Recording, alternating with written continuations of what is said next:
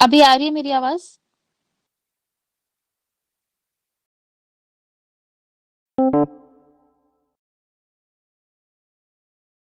Q cube -5q² plus 28q plus 27। ठीक है, और साथ में प्राइस दी हुई है p इज इक्वल टू 19। तो यहाँ पर जो q है वो आपकी क्वांटिटी दिखा रही है, और आपका q units of output produce हो रहा है, c आपका टोटल कॉस्ट है, एंड p आपका प्राइस पर यूनिट है। क्वेश्चन आपसे कह रहा है फर्स्ट पार्ट में,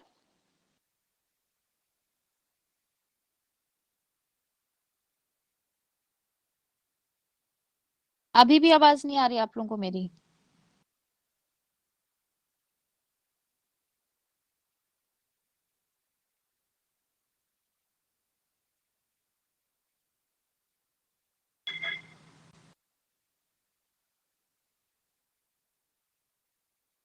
तो जिनको नहीं आ रही है कोई चैट बॉक्स में टाइप कर दीजिए, लॉग आउट करके लॉग इन कर ले वापस से।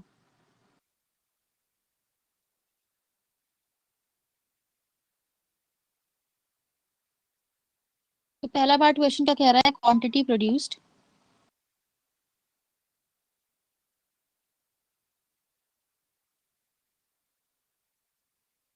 at which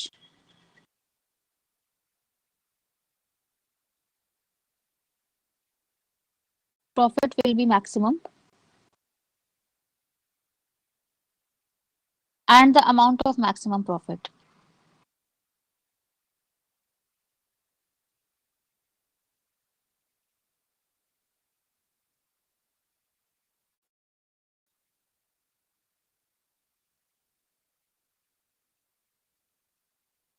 ठीक है, तो पहला पार्ट क्वेश्चन का कुछ नया नहीं है, जो हम लोगों ने नॉर्मल क्वेश्चन डिस्कस किया है। तो आपको कॉस्ट फंक्शन दिया हुआ है, प्राइस का वैल्यू दी हुई है, तो आपको प्रॉफिट का फंक्शन निकालना है, यानी कि प्रॉफिट के लिए इक्वेशन वर्कआउट करना है, और फिर आपको उसके लिए quantity produced at which profit will be maximum and the amount of maximum profit, यानी कि आपको फर्स्ट और सेकंड ऑर्डर कंडीशंस लगानी है।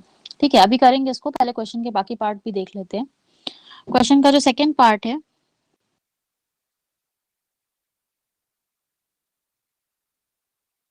क्वेश्चन का सेकंड पार्ट कह रहा है कि what happens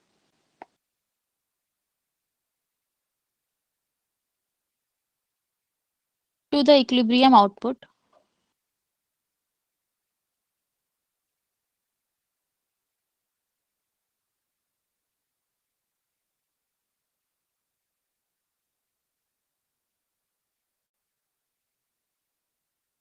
and maximum profit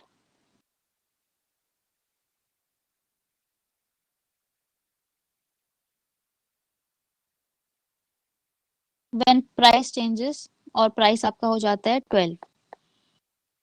अभी प्राइस क्वेश्चन में 19 दी हुई है, सेकंड आपसे क्वेश्चन में चेंज करने को कह रहा है कि अगर आप प्राइस 19 की जगह 12 रखेंगे तो आपको सेम प्रोसीजर वर्कआउट करना है। एंड थर्ड पार्ट क्वेश्चन का कह रहा है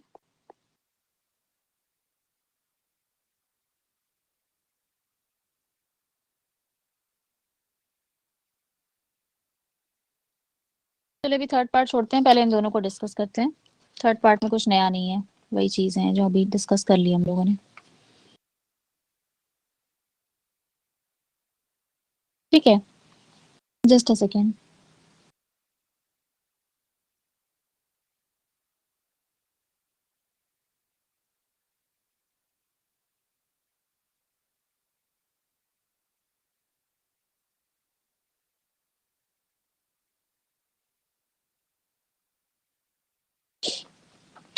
तो देखिए, थर्ड पार्ट को छोड़ते हैं, फर्स्ट और सेकंड पार्ट इंपॉर्टेंट है जो मुझे आप लोगों के साथ डिस्कस करना है। तो फर्स्ट पार्ट में आप लोगों को नॉर्मली क्या करना है, कॉस्ट का फंक्शन दिया हुआ है, पी आपका जो प्राइस फंक्शन दिया हुआ है, तो आप क्या कर लेंगे, यहाँ से आप टीआर वर्कआउट कर लेंगे। टीआर का क्या कैसे निकाल रहे थे हम लोग, फर्स्ट पार्ट के लिए हम लोगों को प्रॉफिट फंक्शन चाहिए। ठीक है, अगर हम पाई से प्रॉफिट दिखा रहे हैं, और प्रॉफिट है आपका टीआर माइनस टीसी, और टीआर फंक्शन कैसे आएगा, प्राइस फंक्शन से आएगा। टीआर फंक्शन हम लोग कैसे निकालते हैं, प्राइस इनटू क्वांटिटी और प्राइस आपका 19 है, तो यानी कि टीआर फंक्शन आपका हो जाएगा 19Q। ठीक है, ये हम लोग डिस्कस कर चुके हैं। तो यहाँ से आपने टीआर का फंक्शन निकाल लिया और कॉस्ट का फंक्शन आपको दिया हुआ है क्वेश्चन में। प्रॉफिट का फंक्शन वर्कआउट करिए, वहां से हम लोग क्वांटिटी प्रोड्यूस निकालेंगे। तो प्रॉफिट का फंक्शन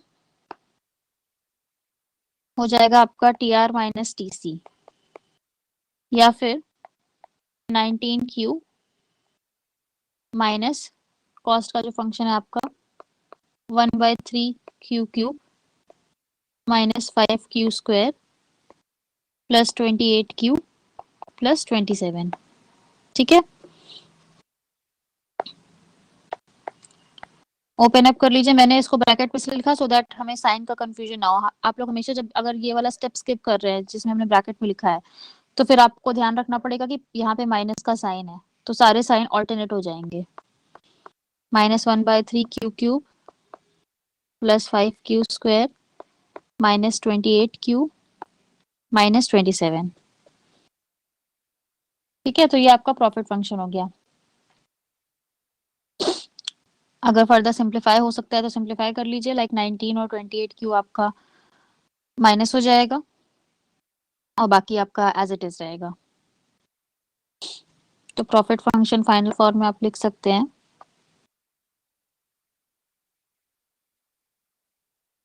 -1/3Q³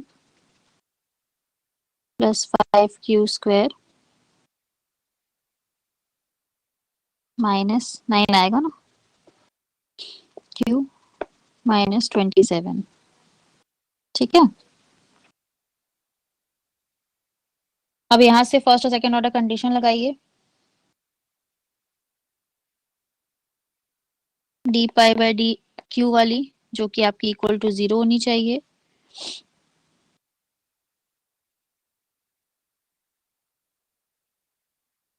ये आपका हो जाएगा -Q²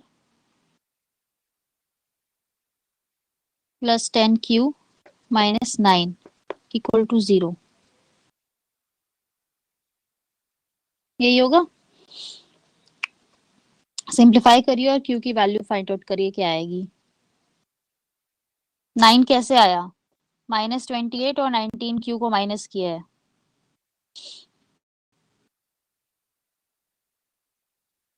इस वाले इक्वेशन को सॉल्व करिए, आप लोग फैक्टराइज करिए और बताइए Q की क्या वैल्यूज आ रही हैं। हाँ ठीक है, Q की वैल्यू या तो आपकी 9 आ रही है और या तो आपकी Q की वैल्यू 1 आ रही है।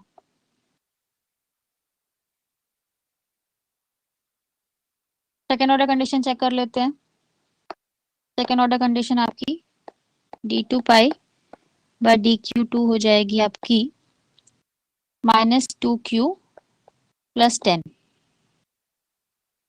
ठीक है, तो अब जो है Q की वैल्यू एक बार 1 रख के चेक कर लीजिए और एक बार Q की वैल्यू 9 रख के चेक कर लीजिए और देखिए कि क्या आ रही है। अच्छा, तो अगर हम Q की वैल्यू 1 रख रहे हैं तो आपका क्या आ रहा है, जब हम Q की वैल्यू 1 रख रहे हैं तो इस इक्वेशन में क्या आ जाएगा आपका -2 प्लस 10 8 आ जाएगा ये आपका। और जब हम Q की वैल्यू 9 रख रहे हैं तो ये आपका -8 आ रहा है। तो हम कहेंगे कि जब Q की वैल्यू 9 है उस पर हमारा मैक्सिमा प्रूव हो रहा है। आज वेबसाइट बहुत हैंग कर रही है। Q की वैल्यू 9 पर हमारा मैक्सिमा प्रूव हो रहा है। तो हम लोग ने क्वेश्चन के फर्स्ट पार्ट में quantity produced at which the profit will be maximum, ये वाला पार्ट इतना कर लिया हम लोगों ने। वो क्वांटिटी जिस पर आपका प्रॉफिट मैक्सिमम होगा वो आपकी आ गई है 9। जब Q की वैल्यू 9 होगी तो आपका प्रॉफिट मैक्सिमम होगा। फिर कह रहा है and the amount of maximum profit. तो जो आपका प्रॉफिट फंक्शन ये था, ये वाला ले लीजिए या फिर ये वाला ले लीजिए। प्रॉफिट फंक्शन में Q की वैल्यू 9 पुटअप करिए और देखिए प्रॉफिट की वैल्यू क्या आ रही है। मेरी वॉइस स्लो आ रही है आप लोगों को? अब आज वेबसाइट का ही कुछ इश्यू है, मुझे नहीं पता।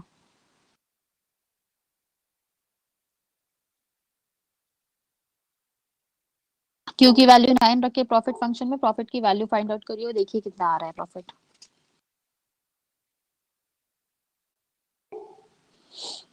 ठीक है, तो आप प्रॉफिट वैल्यू बताइए आप लोग। जिसको भी स्लो आ रही है लॉग आउट करके लॉग इन कर लीजिए वापस से। अब मुझे ये इसमें अकाउंट स्पेसिफिक इश्यूज हैं ये।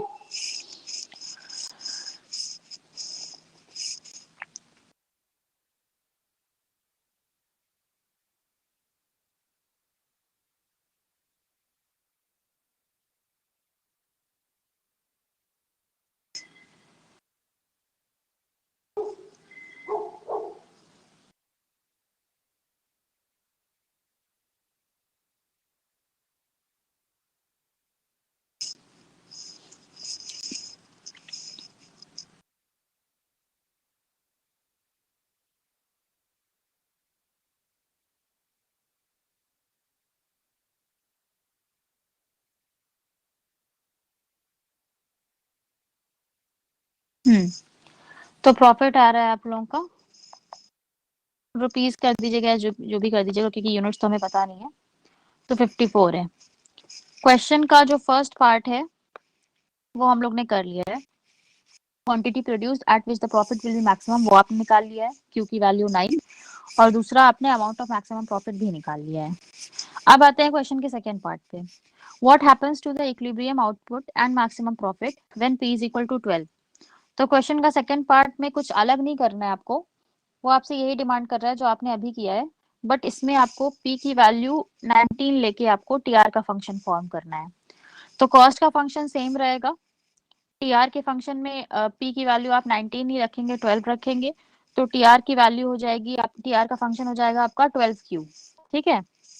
उसके बाद आपको वही सेम प्रोसेस करना और देखना है कि इक्विलिब्रियम आउटपुट मतलब वो आउटपुट जबकि आपका प्रॉफिट मैक्सिमम हो, वो क्या होगा और आपका मैक्सिमम प्रॉफिट कितना होगा। तो चलिए सेम कॉस्ट फंक्शन के साथ इसको वर्कआउट करते हैं और देखते हैं कि क्या आ रहा है। ठीक है, क्वेश्चन का सेकंड पार्ट, इस पर सेकंड पार्ट पे आ रहे हैं हम लोग। अब हम लोग p को 12 के बराबर ले रहे हैं, तो यानी आपका जो tr है आपका हो गया 12q। ठीक है। कॉस्ट का फंक्शन आपका वही रहेगा जो आपका पहले था, 1/3 q³ -5q² +28q +27। ठीक है। प्रॉफिट का फंक्शन निकाल लीजिए। प्रॉफिट के फंक्शन में अब आपका थोड़ा सा चेंज है, तो tr की जगह आप लोग 12q रख रहे हैं, tr माइनस tc। तो आपका प्रॉफिट हो गया 12q -1/3 q³ +5q² -28q -27। ठीक है। फर्दर चाहें तो उसको थोड़ा सिंप्लीफाई कर लीजिए। आपका जो 28q है और 12q है इसको माइनस कर सकते हैं, बाकी सब तो एज इट इज रहेगा। तो आपका प्रॉफिट फंक्शन हो गया -1/3 q³ +5q² -16 होगा ना। 16q -27। ठीक है। प्रॉफिट का फंक्शन आ चुका है आप लोगों का।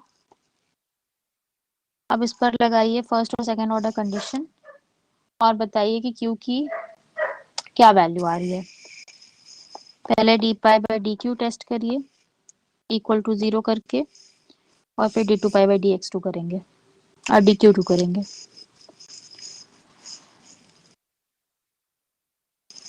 D pi by D Q का क्या इक्वेशन आ रहा है ये भी बता दीजिएगा।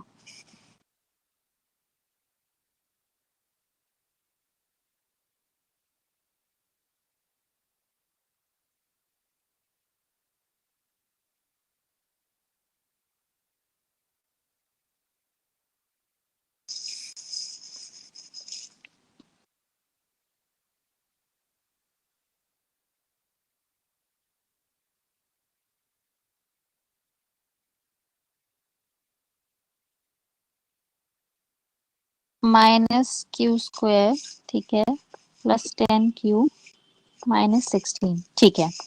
This is equal to 0। इसको फैक्टराइज करिए और देखिए q की क्या वैल्यूज आ रही हैं।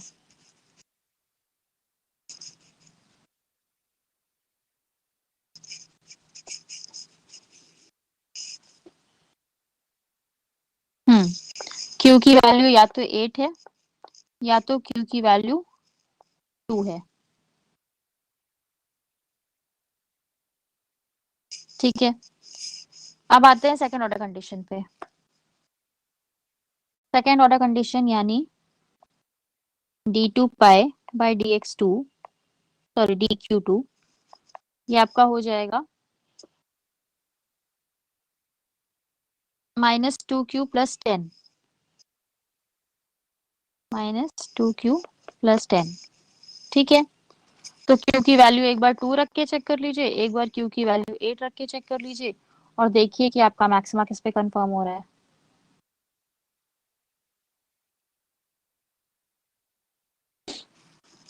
जब q की वैल्यू 2 हो तो इसकी वैल्यू क्या आ रही है?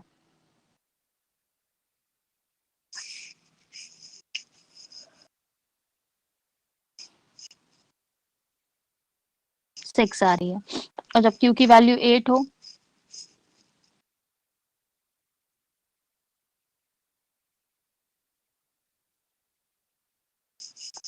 ठीक है, -6 आ रही है।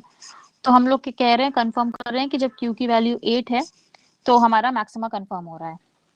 तो क्वेश्चन का एक पार्ट हमने कर लिया, जो कह रहा था कि what happens to the equilibrium output जब आपकी प्राइस 12 होती है। तो जब आपकी प्राइस 12 होती है तो आपका जो इक्विलिब्रियम आउटपुट है वो 8 हो जाता है। और पहले वाले केस में कितना था? ये 9 था इक्विलिब्रियम आउटपुट, ठीक है। अब क्वेश्चन का दूसरा पार्ट है, and the maximum profit when p is equal to 12। तो रखिए अपने प्रॉफिट के फंक्शन में, आपका जो प्रॉफिट का फंक्शन है ये वाला, यही वाला था ना, हाँ। इस प्रॉफिट के फंक्शन में q की वैल्यू 8 रखिए और देखिए प्रॉफिट की वैल्यू क्या आ रही है, पाई की वैल्यू क्या आ रही है। क्योंकि हमने कंफर्म किया है कि q इज इक्वल टू 8 पर हमारा मैक्सिमा कंफर्म हो रहा है।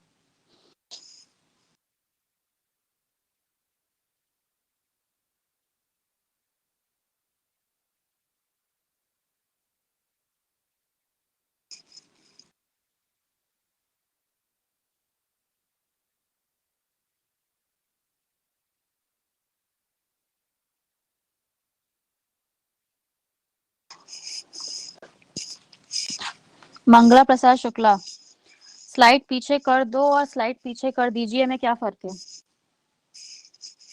I am not your colleague और फ्रेंड, ओके। आप आपस में जैसे भी बात करते होंगे, टॉक विद डिग्निटी, और नहीं तो फिर आप क्वेश्चन या कुछ भी रिस्पॉन्ड मत करिए।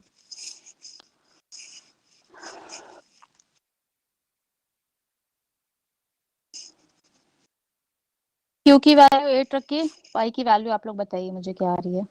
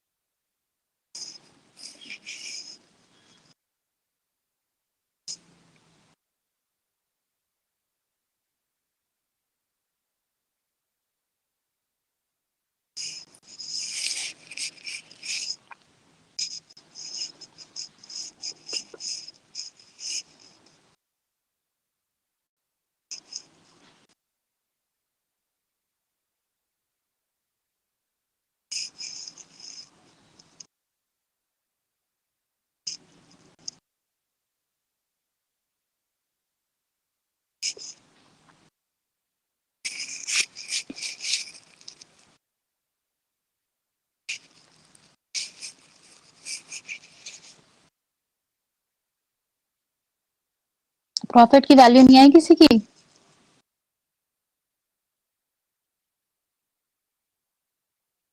नहीं शोभा, आपकी वैल्यू गलत आ रही है।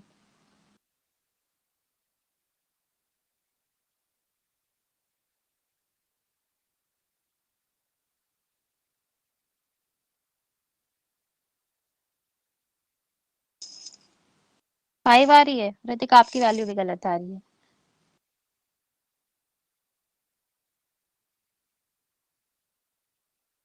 हाँ नेगेटिव आ रही है, जितनी आ रही है वो बताइए।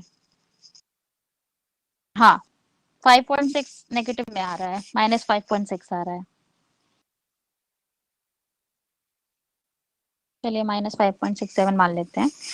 हाँ 5.6 आ रही है, बट नेगेटिव को आप लोग एक्सक्लूड क्यों कर रहे हैं? नेगेटिव आ रही है तो आ रही है, नेगेटिव भी लिखेंगे आप लोग, उसको अपने आप पॉजिटिव मत बना दीजिए आप लोग। क्योंकि हमने आप लोगों से प्रॉफिट की वैल्यू पूछी थी और आपको लग रहा है कि नेगेटिव है तो हम नेगेटिव एक्सक्लूड कर रहे हैं, बट नेगेटिव एक्सक्लूड नहीं करेंगे आप। अगर प्रॉफिट आपका नेगेटिव आ रहा है इसका क्या मतलब है? यही इस क्वेश्चन का ट्विस्ट है। अगर प्रॉफिट आपका नेगेटिव आ रहा है दैट मीन्स वो प्रॉफिट नहीं लॉस है। ठीक है। अब आपने कहा कि हमें प्रॉफिट निकालने का जो फॉर्मूला है वो टीआर माइनस टीसी होता है, ठीक है। अब हमेशा ये जरूरी तो नहीं है कि टीआर ज्यादा ही होगा टीसी से। कभी ऐसा हो सकता है कि आपका बिजनेस लॉसेस में चल रहा है और आप प्रॉफिट नहीं अर्न कर रहे हैं। इन दैट केस आप लॉसेस इनकर कर रहे हैं। तो अब यहाँ पर क्वेश्चन खत्म नहीं होता, क्योंकि क्वेश्चन ने आपको कहा था कि आप प्रॉफिट वर्कआउट करिए कि कितना आ रहा है, ठीक है। तो प्रॉफिट तो आया नहीं, लॉसेस हो गए।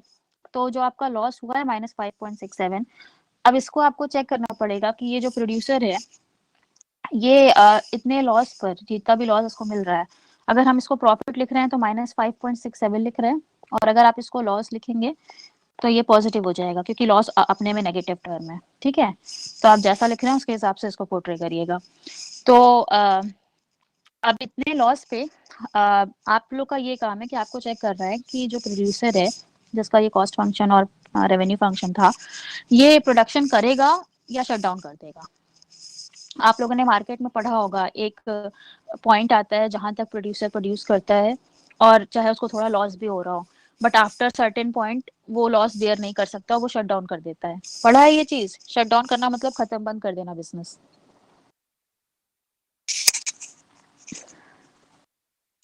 तो उसमें हम लोग क्या पढ़ते हैं कॉन्सेप्ट? हम लोग ये पढ़ते हैं कि यूजुअली जो हम लोग पढ़ते हैं वो ये पढ़ते हैं कि शॉर्ट रन में आपका जो है प्रोड्यूसर जो है वो प्रोडक्शन करता है, अगर उसको लॉसेस होते हैं तो भी करता है।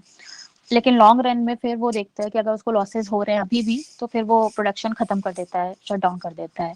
तो चलिए ये तो शॉर्ट रन लॉन्ग रन की बात हो गई, बट यहाँ पर हमारे पास शॉर्ट रन और लॉन्ग रन देखने के लिए नहीं है, यहाँ पर हमें कुछ और देखना पड़ेगा। तो एक आप लोग ने पढ़ा होगा कि ठीक है, प्रोड्यूसर ये देखता है कि शॉर्ट रन है कि लॉन्ग रन है, ठीक है। तो शॉर्ट रन में अगर उसको लॉसेस हो भी रहे हैं तो वो तभी भी प्रोडक्शन कर लेता है, इस उम्मीद में कि जब लॉन्ग रन आएगा तो उसको लॉन्ग रन में प्रॉफिट हो जाएगा, क्योंकि इनिशियली जब आप बिजनेस स्टार्ट करते हैं तो ये जरूरी नहीं है कि आपको हमेशा प्रॉफिट हो, ठीक है। अगर लॉन्ग रन में भी उसको लॉसेस ही हो रहे हैं तो वो क्या करेगा, फिर वो बिजनेस को शट डाउन कर देगा, अब वो फर्दर रन नहीं करेगा बिजनेस। एक आप लोगों ने ये एक्सप्लेनेशन पढ़ा है। दूसरा एक्सप्लेनेशन आप लोगों ने, आई होप आप लोगों ने पढ़ा होगा, और वो है आपका रिलेटेड टू एवरेज कॉस्ट, या कह दीजिए वो है रिलेटेड आपका variable cost and fixed cost से। मतलब हम आपको इनडायरेक्टली ये कह रहे हैं कि ये जो शॉर्ट रन लॉन्ग रन का एक्सप्लेनेशन है, हम इसे वेरिएबल कॉस्ट और फिक्स्ड कॉस्ट की कंटेक्स्ट में भी एक्सप्लेन करते हैं, और हम यहाँ पर वही कॉन्सेप्ट अडॉप्ट करने वाले हैं।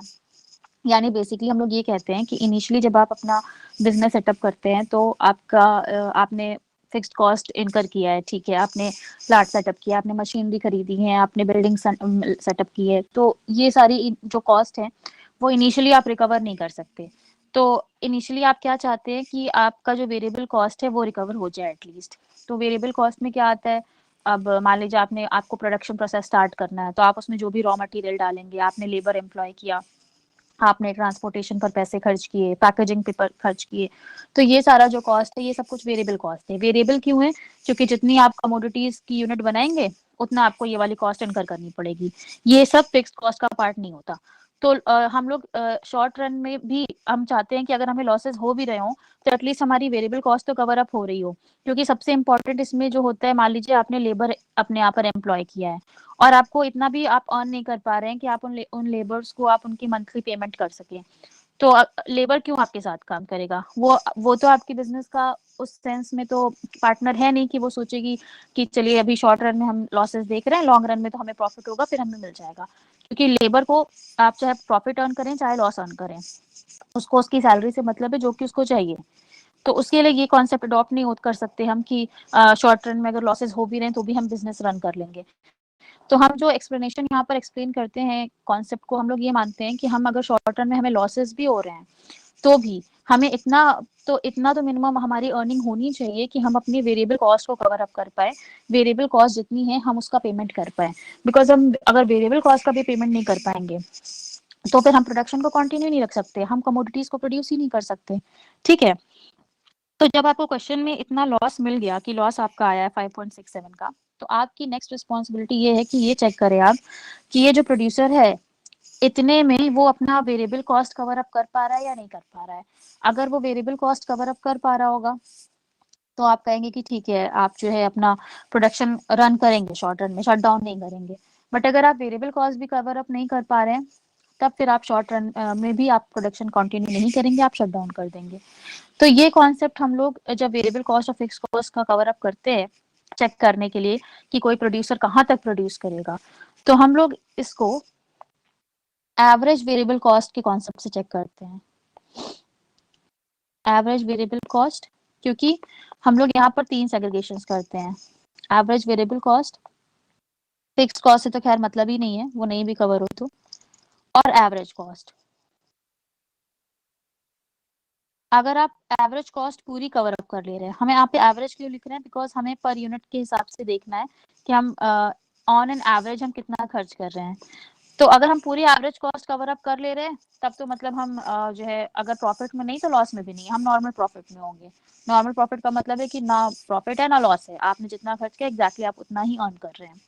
बट अगर आप एवरेज कॉस्ट से नीचे हैं कहीं, एवरेज कॉस्ट से नीचे होने का मतलब प्राइस आपकी जो है वो एवरेज कॉस्ट से कम है, तब आपकी रिस्पॉन्सिबिलिटी ये बन जाती है कि आप चेक करें कि आप अपना average variable cost cover up कर पा रहे हैं या नहीं कर पा रहे हैं।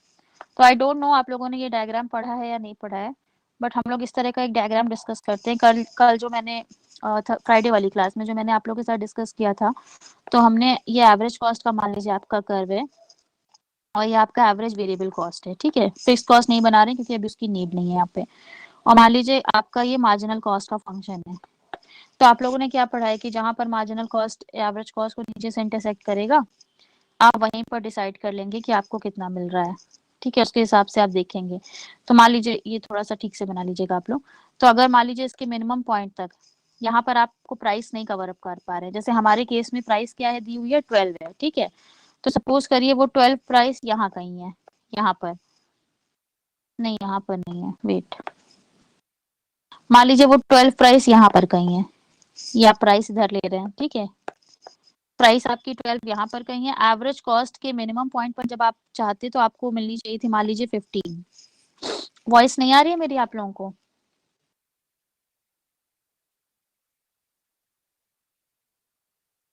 बाकियों को भी नहीं आ रही है वॉइस? अच्छा चलिए, तो फिर उनके उसमें प्रॉब्लम होगी। तो देखिए हमने कहा कि हमें एटलीस्ट एवरेज कॉस्ट के मिनिमम पॉइंट पर रहना है। तो मिनिमम पॉइंट पर मान लीजिए आपकी जो प्राइस है वो 15 होनी चाहिए, कि हमें 15 मिलना चाहिए। बट मार्केट की प्राइस जो हमें क्वेश्चन में दी हुई है, क्वेश्चन में ये 12 दी हुई है हमें। ठीक है, तो फिर हमारी क्या रिस्पॉन्सिबिलिटी बनती है कि हम देखें कि हम 12 पे तो हमें नहीं कवर अप कर पा रहे हैं एवरेज कॉस्ट। ठीक है, बट हम फिर चेक करेंगे नेक्स्ट हमारा जो लेवल होगा वो हम चेक करेंगे एवरेज वेरिएबल कॉस्ट का। तो मान लीजिए एवरेज वेरिएबल कॉस्ट का मिनिमम पॉइंट आपका मान लीजिए 9 पर है। ठीक है, सपोज करते हैं 9 पर है। तो हम ये देखेंगे कि अगर हमारा जो प्राइस 12 थी वो एवरेज कॉस्ट से तो कम है, ठीक है, हम एवरेज कॉस्ट तो नहीं कवर अप कर पा रहे हैं, बट हम अपनी वेरिएबल कॉस्ट कवर अप कर ले रहे हैं क्योंकि वो 9 ही है और हमारी प्राइस मार्केट की 12 है, बल्कि वेरिएबल कॉस्ट से थोड़ा ज्यादा ही कवर अप कर ले रहे हैं। तो ये जो प्रोड्यूसर है ये डिसीजन लेगा कि ये शॉर्ट रन में अपना जो फर्म है वो शट डाउन नहीं करेगा, ये शॉर्ट रन में प्रोडक्शन को कंटिन्यू रखेगा, क्योंकि एटलीस्ट ये एवरेज वेरिएबल कॉस्ट तो कवर अप कर पा रहा है ना मार्केट प्राइस से। मार्केट प्राइस 12 है और इसकी एवरेज वेरिएबल कॉस्ट जो है मिनिमम पॉइंट पे जो हम लोग लेते हैं जहाँ पे एमसी इंटरसेक्ट करता है वहां पर जो है इसकी एवरेज वेरिएबल कॉस्ट 9 है। यानी कि ये अपनी average variable cost cover up कर ले रहा है मार्केट की प्राइस से और थोड़ा सा हिस्सा फिक्स्ड कॉस्ट का भी कवर अप कर ले रहा है। तो ये अपना प्रोडक्शन कंटिन्यू रखेगा, चाहे इसको थोड़ा सा लॉस हो रहा है, इतना सा लॉस इसको हो रहा है, बट इस उम्मीद में ये कंटिन्यू रखेगा कि एटलीस्ट ये वेरिएबल कॉस्ट को कवर अप कर पा रहा है, जितनी भी वेरिएबल इसकी कॉस्ट आ रही है ये उसको पे कर दे रहा है। तो धीरे धीरे लॉन्ग रन में ये इतना जो लॉस है इसको भी ओवरटेक कर ही लेगा और ये या तो नॉर्मल प्रॉफिट पे आ जाएगा या उससे ज्यादा ही प्रॉफिट ही अर्न करेगा। तो हमारे अब तो आप लोग ने इसका जो है डायग्रामेटिक एक्सप्लेनेशन समझ लिया कि हम आप लोग को क्या समझाने की कोशिश कर रहे थे। तो यहाँ पे ये जो आपका लॉस आया है 5.67, ये आपको ये बता रहा है कि आपकी जो मार्केट प्राइस है 12 वो आपकी एवरेज कॉस्ट से नीचे है, ये बता रहा है। बट ये नहीं बता रहा कि ये जो ये है ये 5.67 इस पर ये आप एवरेज वेरिएबल कॉस्ट के ऊपर रहेंगे या नहीं, हमें ये नहीं पता। हमें सिर्फ ये पता है कि हम एवरेज कॉस्ट को कवर अप नहीं कर पा रहे क्योंकि हमारा लॉस आ रहा है।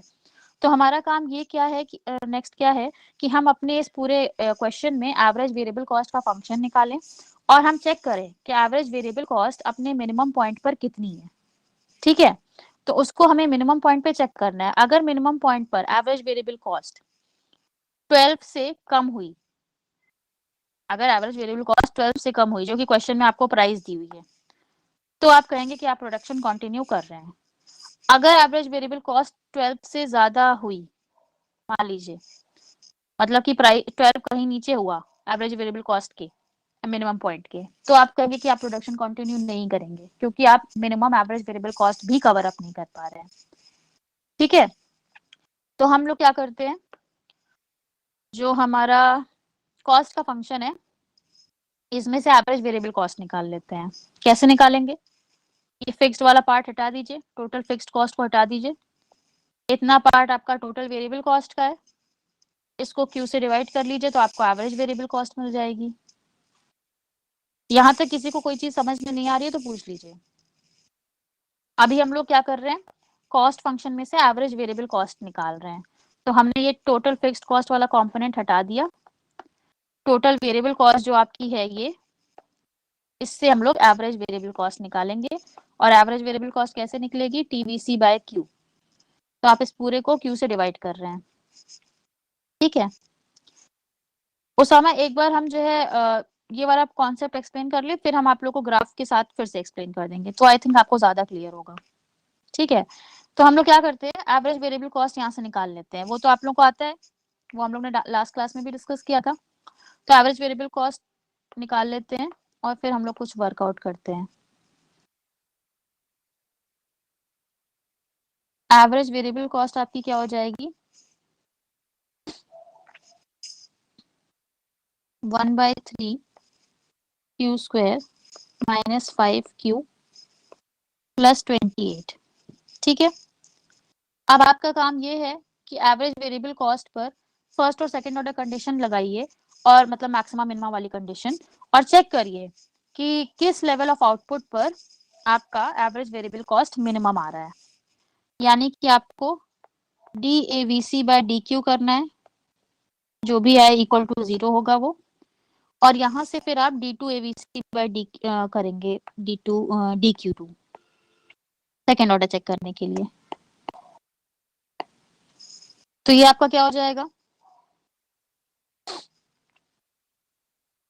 2/3Q माइनस 5 इक्वल टू 0, आपकी फर्स्ट ऑर्डर कंडीशन हो गई। तो यहाँ से Q की वैल्यू अगर आप निकालेंगे तो क्या आएगी, Q की वैल्यू होगी 7.5। ठीक है, अब आप सेकेंड ऑर्डर लगाइए। सेकेंड ऑर्डर आपका क्या हो जाएगा, आपका ये आया 2/3Q माइनस 5, तो सेकेंड ऑर्डर आपका हो जाएगा 2/3। सेकेंड ऑर्डर आपका पॉजिटिव आ रहा है, तो आप कंफर्म कर रहे हैं कि आपका मिनिमा है। यानी कि आप ये कंफर्म कर रहे हैं कि जब Q की वैल्यू 7.5 है तो आपका AVC का फंक्शन मिनिमा है। ठीक है, तो अब क्या करिए, AVC का जो फंक्शन आया है इसमें Q की वैल्यू 7.5 रखिए, क्योंकि आपने प्रूव कर दिया है कि Q जहां पर 7.5 होगा वहां पर आपका एबीसी मिनिमम होगा। तो Q की वैल्यू 7.5 पुट अप करके एबीसी के फंक्शन में देखिए कि उस पॉइंट पर एबीसी की वैल्यू आ कितनी रही है। और क्योंकि आपने प्रूव किया है कि Q जब 7.5 है तो एबीसी का फंक्शन मिनिमा है, मिनिमम पॉइंट पर है, तो आप यहाँ पर जब आप 7.5 एबीसी के फंक्शन में पुटअप कर रहे हैं तो एबीसी की जो भी वैल्यू आएगी आप कहेंगे कि वो उस वैल्यू पर आपका एबीसी मिनिमम है। मतलब उस एवरेज वेरिएबल कॉस्ट पर आपका जो एवरेज वेरिएबल कॉस्ट का कर्व है वो अपने मिनिमम पॉइंट पर है।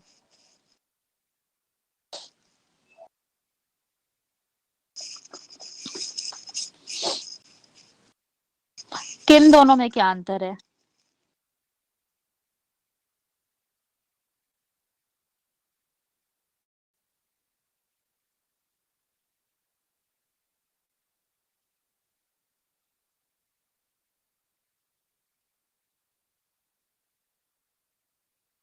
ये आपकी सेकेंड ऑर्डर कंडीशन है। ये आपको ये बता रही है कि आपका जो क्यू 7.5 है ये आपका मिनिमा है। फर्स्ट ऑर्डर कंडीशन सिर्फ ये बताती है कि या तो मैक्सिमा होगा या तो मिनिमा होगा। मैक्सिमा या मिनिमा में से क्या होगा ये नहीं बताती है वो। तो ये आपको सेकंड ऑर्डर से ही पता चलता है। खैर आप लोग एबीसी के फंक्शन में क्यू की वैल्यू 7.5 रखिए और मुझे बताइए एबीसी का फंक्शन में वैल्यू आ क्या रही है। और फ्रैक्शन में मत बताइएगा क्योंकि फ्रैक्शन में आ रही है। 2 डेसिमल प्लेसेस तक राउंड ऑफ कर दीजिएगा। ठीक है, तो एबीसी की वैल्यू आ रही है 9.25। अब हम लोग आते हैं अपने डायग्राम पे और तब आपको इसका रिजल्ट एक्सप्लेन करेंगे। हमने क्या पता लगाया? हमने ये कहा कि एबीसी अपने मिनिमम पॉइंट पर क्यू की वैल्यू 7.5 है और मिनिमम पॉइंट पे एबीसी की वैल्यू 9.25 आ रही है। इसका ये मतलब है कि मिनिमम पॉइंट एबीसी का अगर हम मान ले ये है तो यहाँ पर क्यू की वैल्यू आपकी 7.5 है और यहाँ पर एबीसी की वैल्यू आपकी 9.25 है इस पॉइंट पे। ठीक है, ये हमने अपने कैलकुलेशन से पता लगा लिया। और आपको क्वेश्चन में प्राइस दी हुई है 12। तो यानी हम ये प्रूव कर रहे हैं कि जो आपका एबीसी है वो कम है प्राइस से एट मिनिमम पॉइंट। यही तो मतलब हुआ ना, क्वेश्चन में प्राइस दी है आपकी 12 और मिनिमम पॉइंट पर एबीसी आपका आ रहा है 9.25। तो यानी कि एबीसी अपने मिनिमम पॉइंट पर प्राइस से कम है। और मिनिमम पॉइंट पर ही हम लोग चेक करते हैं कि हम कितना प्रोड्यूस कर रहे हैं। तो हम ये प्रूव कर रहे हैं कि क्योंकि आपका मिनिमम एबीसी जो है जहां पर उसको एमसी कर्व काटता है वहां पर एबीसी आपका 9.25 आ रहा है जो कि आपकी मार्केट प्राइस 12 से कम है। इसलिए ये जो प्रोड्यूसर है ये शॉर्ट रन में ये लॉस इनकर कर लेगा। जो 5.6 का लॉस आ रहा था इसको वो बर्दाश्त कर लेगा क्योंकि वो एटलीस्ट अपनी एवरेज वेरिएबल कॉस्ट को कवर अप कर पा रहा है। तो वो लॉसेस के बावजूद वो प्रोडक्शन को कंटिन्यू रखेगा इस उम्मीद के साथ कि लॉन्ग रन में उसको या कुछ टाइम बाद उसको ये लॉस वो ओवरटेक कर लेगा, उसको प्रॉफिट होगा। अब समझ में आया कॉन्सेप्ट हम क्या एक्सप्लेन कर रहे थे आप लोगों को? अब जिसको जहाँ पे डाउट हो पूछ लीजिए।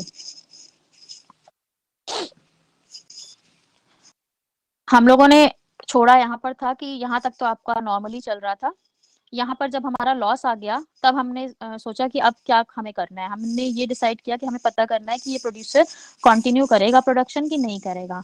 तो हम कॉन्सेप्ट लेकर आए शॉर्ट रन और लॉन्ग रन का, या फिर हम कॉन्सेप्ट लेकर आए वेरिएबल कॉस्ट और फिक्स्ड कॉस्ट का।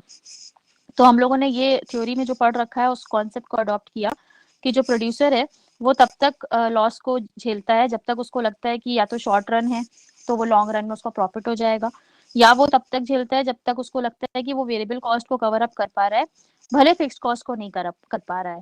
तो लॉन्ग रन में वो फिक्स्ड कॉस्ट को हो सकता है कवर अप कर ले। तो जब हम वेरिएबल कॉस्ट की बात करते हैं तो हम एवरेज के कंटेक्स्ट में करते हैं और एवरेज को ही कंपेयर करते हैं। बिकॉज जब हम लोग मार्केट प्रिंसिपल अप्लाई करते हैं तो मार्केट में हम लोग एसी या एवीसी फंक्शन पर देखते हैं कि एमसी कर्व कहाँ नीचे से काट रहा है और जहां पर काट रहा है वहां पर आपका प्रोडक्शन पॉइंट डिसाइड होता है, या हम कहते हैं कि वो आपका मिनिमम पॉइंट है। तो अगर आप एसी भी कवर अप कर पा रहे होते तो आप कहते कि आपको प्रॉफिट हो रहा है, चलिए ठीक है। बट हमें पता है कि हमारे केस में हमें प्रॉफिट नहीं हो रहा है। तो प्रॉफिट जब नहीं हो रहा है तो हमें चेक करना है कि मतलब हम एसी तो कवर अप नहीं कर पा रहे, तो हमें अब नेक्स्ट हमारा काम ये है कि हम ये चेक करें कि हम एवीसी भी कवर अप कर पा रहे हैं या नहीं कर पा रहे हैं। तो उसके लिए हमें ये देखना पड़ेगा कि मिनिमम पॉइंट पर अब एवीसी अपने मिनिमम पॉइंट पर कितना है और वो प्राइस से ज़्यादा है या कम है। तो मिनिमम पॉइंट एवीसी का चेक करने के लिए आप नॉर्मल मिनिमा वाला प्रिंसिपल लगा रहे हैं। देखिए किसी भी फंक्शन का मैक्सिमा मिनिमा चेक करने के लिए आप वही मैक्सिमा मिनिमा की दोनों कंडीशंस लगाएंगे। तो वो कोई कंडीशंस कोई प्रॉफिट स्पेसिफिक नहीं है। जब भी किसी फंक्शन का मिनिमम पॉइंट चेक करना है या मैक्सिमम पॉइंट चेक करना है, आप अपनी मैक्सिमा मिनिमा वाली कंडीशन लगाएंगे। बस आपके पास वो फंक्शन होना चाहिए। तो जैसे आपको मैक्सिमम प्रॉफिट पता लगाना था तो आपको प्रॉफिट फंक्शन चाहिए था। आपको एबीसी का मिनिमम पॉइंट पता लगाना है तो आपके पास एबीसी का फंक्शन होना चाहिए। तो जिस भी कर्व के बारे में या उसके बारे में फंक्शन के बारे में आपको पता करना है कि ये मैक्सिमा है इसमें या नहीं है या मिनिमा है या नहीं है, आपके पास वो फंक्शन होना चाहिए। तो आपने एबीसी का फंक्शन निकाला और आपने अपना दोनों कंडीशंस पे चेक किया कि एबीसी का मिनिमम पॉइंट पर वैल्यू कितनी आ रही है और फिर आपने उस वैल्यू को देखा कि वो 9.25 आ रही है। आपने उसको कंपेयर किया क्वेश्चन में दी हुई वैल्यू 12 से और ये पाया कि एबीसी आपकी कम है और प्राइस आपकी ज्यादा है। तो दैट मीन्स आप एटलीस्ट अपना एबीसी कवर अप कर पा रहे हैं। तो आप अपना प्रोडक्शन कंटिन्यू रखेंगे, ये आपका कंक्लूजन है। शोभा वो आपके ऊपर है, आप चाहे क्वेश्चन में डायग्राम बनाए चाहे आप ना बनाए, वो आपके ऊपर है। हालांकि आपका पर्पस यहाँ से भी सॉल्व हो जाएगा तो ऐसा कोई नीड नहीं है, बट आपके पास अगर टाइम हो तो आप बना सकते हैं, रिप्रेजेंटेशन अच्छा हो जाता है। ठीक है। तो डायग्राम बनाना टोटली आप लोगों के ऊपर है। कुछ कुछ जगह जहाँ पे कंपलसरी था मैंने आप लोगों को बताया था, जैसे जब आप लोग एमसीएसी वाला डेरिवेशन कर रहे थे तब मैंने आप लोगों को बताया था कि आपका डायग्राम वहाँ पे बना दीजिएगा शॉर्ट शॉर्ट में। बाकी इस तरह के क्वेश्चंस में आपको लगता है कि आपके पास टाइम है और आप बेटर रिप्रेजेंट कर सकते हैं तो ज्यादा ठीक है, वो आप बना दीजिए। क्योंकि मैथ्स वाले पेपर में आप लोग को टाइम मिल जाता है। अभी ऑफलाइन होगा तो तब मिल ही जाएगा, ऑनलाइन का मुझे नहीं पता अगर ऑनलाइन होगा तो। बट अगर ऑफलाइन होता है तो यूजुअली टाइम बचता ही है आप लोग के पास। तो इस तरह के क्वेश्चंस भी उठा के बुक से प्रैक्टिस करिएगा, क्योंकि मुझे इंटरेस्टिंग लगा ये क्वेश्चन। थोड़ा सा इसमें मार्केट प्रिंसिपल भी अच्छे से डिस्कस किया हुआ था। और देखिए इस तरह के क्वेश्चंस आप लोग विदाउट नोइंग द मार्केट आप नहीं कर सकते। इसलिए हम आपसे बार बार आप लोगों से कह रहे हैं कि एक बार मार्केट आप लोग अच्छे से पढ़ लीजिए, सारा कुछ कॉन्सेप्ट, ताकि आप लोग को ये सारी चीजें याद रहे कि आपको क्या लगाना है, कौन सा कॉन्सेप्ट लगाना है। तो थोड़ा सा प्रैक्टिस में भी रहेगा, आपको मार्केट भी याद रहेगा और आप क्वेश्चंस भी इजीली कर पाएंगे। ठीक है। अभी जो रह गया है वो है टैक्सेशन और सब्सिडी वाला क्वेश्चन। हम वो नेक्स्ट क्लास में आप लोगों के साथ डिस्कस करेंगे और उसके बाद आप लोग की सेकेंड यूनिट खत्म हो रही है। तो अभी तक के जितने हम लोग ने जिस टाइप के क्वेश्चन डिस्कस किए उनको देख लीजिए। टैक्सेशन सब्सिडी वाला अभी छोड़ दीजिएगा क्योंकि वो हम डिस्कस करेंगे नेक्स्ट क्लास में। हाँ प्रबोधनी, ऐसे क्वेश्चन आपको मैक्सिमम मिनिमा के चैप्टर में मिल जाएंगे। एप्लीकेशन ऑफ डिफरेंशिएशन या फिर आप ऐसे डिफरेंशिएशन का चैप्टर चेक करेंगी तो वहां पे भी मिल जाएंगे आपको।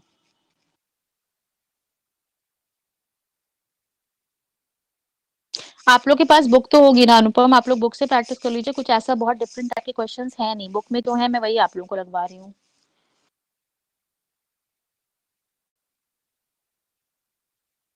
ठीक है। तो क्लास आज की हम यहीं पे ओवर कर रहे हैं, आप लोग क्वेश्चंस प्रैक्टिस कर लीजिएगा। नेक्स्ट क्लास में टैक्सेशन वाले क्वेश्चन डिस्कस करेंगे, शॉर्ट क्वेश्चंस और एमसीक्यू। अगर आप लोगों का ऑफलाइन हुआ पेपर तो आएंगे शॉर्ट क्वेश्चंस एमसीक्यू, वही पुराना वाला पैटर्न होगा मोस्ट प्रोबेबली।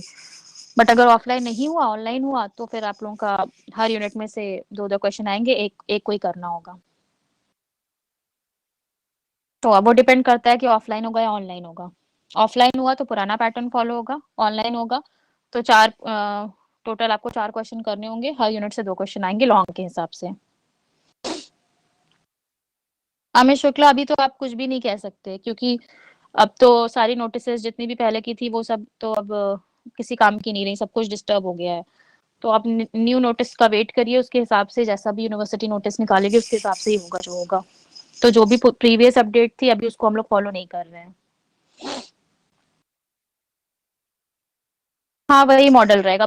देखिए प्रीवियस ईयर का जो मॉडल है ऑनलाइन का वो मैं आप लोग को बता रही हूँ कि आपकी जो टोटल सिलेबस में चार यूनिट है, हर यूनिट में से आपको दो दो क्वेश्चंस आते हैं लॉन्ग के और आपको एक एक करना होता है हर यूनिट में से। ये ऑनलाइन का पैटर्न है। और ऑफलाइन का पैटर्न तो आपको अनसॉल्व में मिल ही जाएगा, तो वो आप देख लीजिए।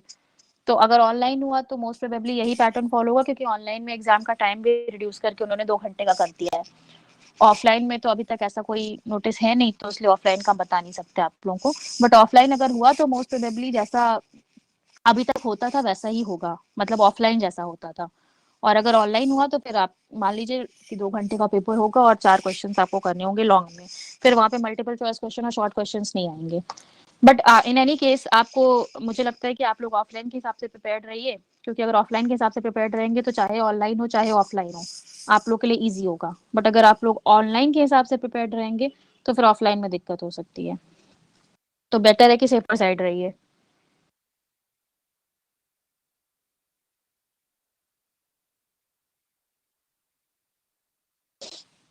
चलिए ठीक है, फिर आज की क्लास ओवर करते हैं।